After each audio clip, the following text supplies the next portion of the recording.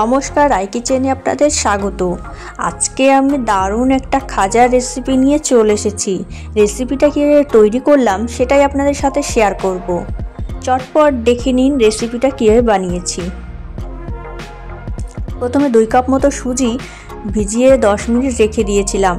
এবার সুজির মধ্যে দেব ময়দা, মৌরি, গুঁড়ো দুধ দিয়ে ভালো করে মিশিয়ে মাখিয়ে নেব।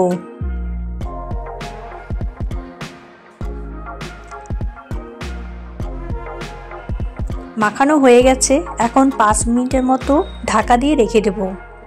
এবার চিনির শিরা বানিয়ে নেব। শিরা বানানোর জন্য প্রথমে একটা পাত্রে জল গরম করে তার মধ্যে চিনি দেব। চিনিটা লো হিটে ভালো করে গলিয়ে শিরা বানিয়ে নেব। 5 মিনিট হয়ে গেছে। এবার মেখে রাখা ময়দাটা গোল করে রুটির আকার করে বেলে নেব। বেলা হয়ে গেছে, এবার রুটিটাকে রোলের আকার করে পিস পিস করে কেটে নেব। আপনারা দেখতেই পাচ্ছেন কিভাবে কেটে নিয়েছি।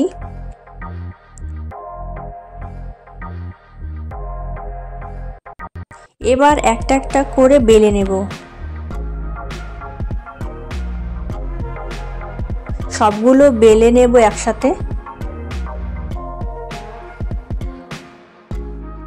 আপনারা দেখতে পাচ্ছেন শিরা রেডি করা হয়ে গেছে। কত সুন্দর শিরা তৈরি হয়েছে। লুচির আকারে বেলে রাখা ময়দাগুলো এবার তেলের মধ্যে দিয়ে ভেজে নেব। কড়াইয়ে তেল গরম করে খাজার লুচিগুলো ভেজে নেব।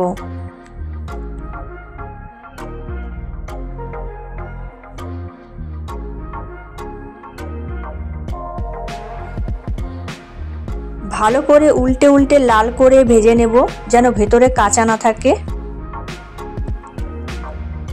ভাজা হয়ে গেছে, তুলে নিয়েছি।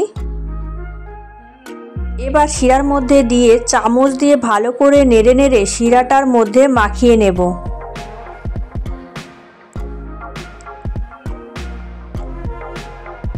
শিরার মধ্যে 2 মিনিটের মতো রেখে দেব।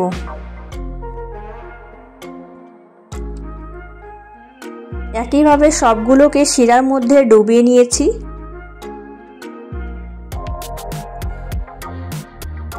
এবার কড়াইয়ের মধ্যে সবগুলো একসাথে আবার নেড়ে চেড়ে নেব, যেন শিরাটা খাজাগুলোর গা থেকে শুকিয়ে যায়।